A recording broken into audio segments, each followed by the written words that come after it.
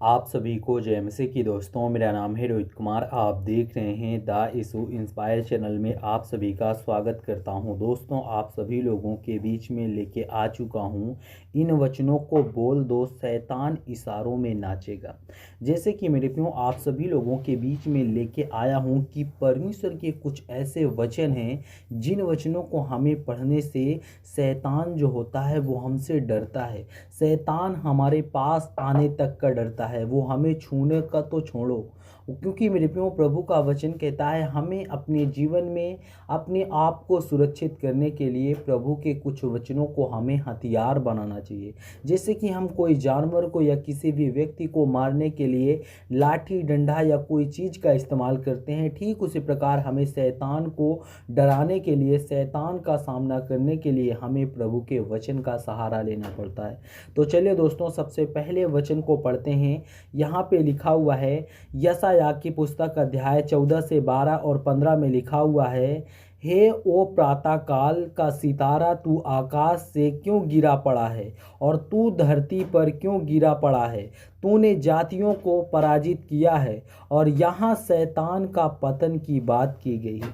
मेरे प्रियो, यहाँ पे परमेश्वर का वचन कहता है, हे हो प्रातः काल का सितारा जो है वो आकाश में क्यों गिरा पड़ा है, परंतु धरती पर क्यों गिरा पड़ा है? तूने जातियों को पराजित किया है। यानी कि शैतान जो है वो हमारे जाति को पराजित तो कर लिया है, लेकिन वो अपने जीवन में उसके जीवन को कहता है, परमेश्वर कहता है कि शैतान का पतन करने के लिए परमेश्वर ने कुछ बातें, कुछ वचनों को बताई है, जिसे हमें अपने जीवन में पढ़ना बहुत ज़रूरी है।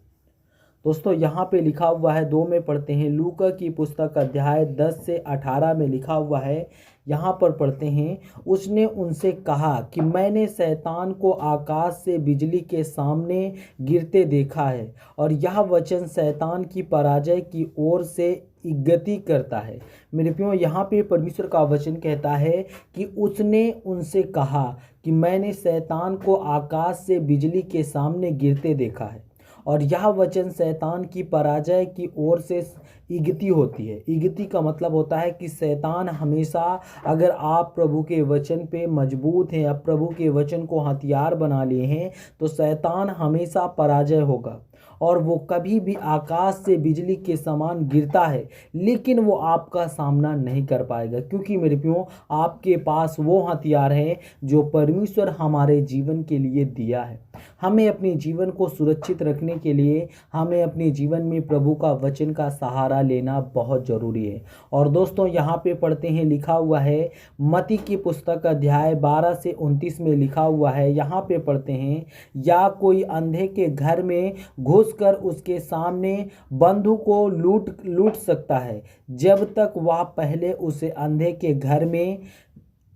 घर में ना जाकर उसका सामर्थ्य ना ले, तब तक वहाँ घर में ना घुस सकेगा। और शैतान के प्रभाव को तोड़ने के लिए यीशु का कार्य दर्शाता है। मेरे प्रियो, यहाँ पे परमेश्वर का वचन कहता है, जब तक हम अपने जीवन में प्रभु के वचन को हथियार नहीं बनाते हैं, तब तक जैसे कि एक अंधे के घर में एक व्यक्ति जाकर के चोरी करके चला आए, फिर भी उस अंधे को पता नहीं चलेगा। उसी प्रकार शैतान भी हमारे जीवन में आकर के तमाम प्रकार की चीज़ें हमको, हमारे जीवन को बर्बाद कर देगा।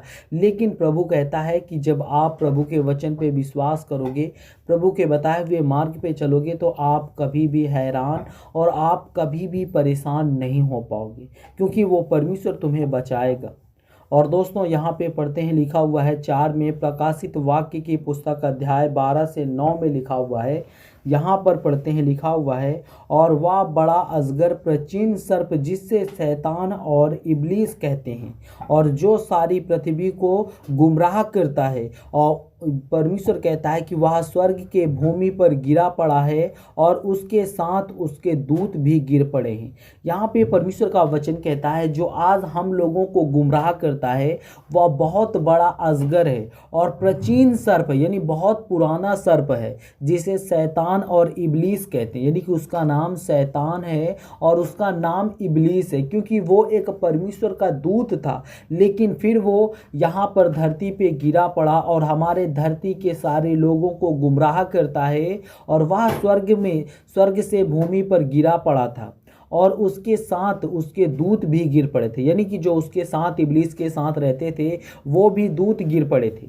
और परमेश्वर का वचन यहाँ पे कहता है, प्रकाशित वाक्य की पुस्तक अध्याय 20 से 10 में लिखा हुआ है, यहाँ पर पढ़ते हैं, और शैतान, यहाँ पे परमेश्वर कहता है कि और शैतान जो उन्हें गुमराह करता है आग और गंधक की झील में डाल जाएगा, जहाँ उसे जंतु और झूठे भविष्यवक्ता भी हैं, और वो दिन रात सदा के लिए पीड़ा उठाते हैं, और यह शैतान की अंतिम हार और उसकी सजा की भविष्यवाणी है।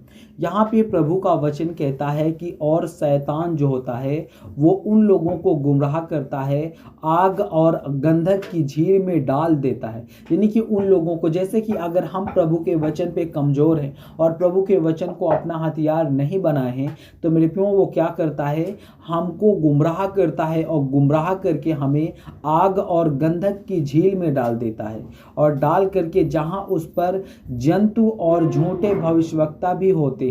और परमेश्वर कहता है कि अगर आप लोग अपने जीवन में दिन रात सदा के लिए पीड़ा उठाते हो, और यह शैतान की अंतिम हार है, अगर आप अपने जीवन में दुख और तकलीफ उठा रहे हो, और लेकिन परमेश्वर कहता है कि लेकिन आप लोग अपने जीवन में, प्रभु कहता है कि शैतान से आप हार नहीं मान रहे हो, तो यही अंतिम उसकी हार है और यही सजा भविष्यवाणी है।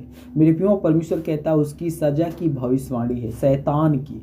शैतान हमारे जीवन में कभी भी हमको बदनाम और हमको कभी भी गुमराह नहीं कर पाएगा, क्योंकि शैतान हमारी क्या करता है, कमजोरियां ढूंढता है, और हमें कमजोरियों से बचने के लिए हमें अपने जीवन में प्रभु के वचन को सहारा लेना और प्रभु के वचन के तहत अपने जीवन को व्यतीत करना बहुत ज़रूरी है। तो God bless you all of you, आमीन।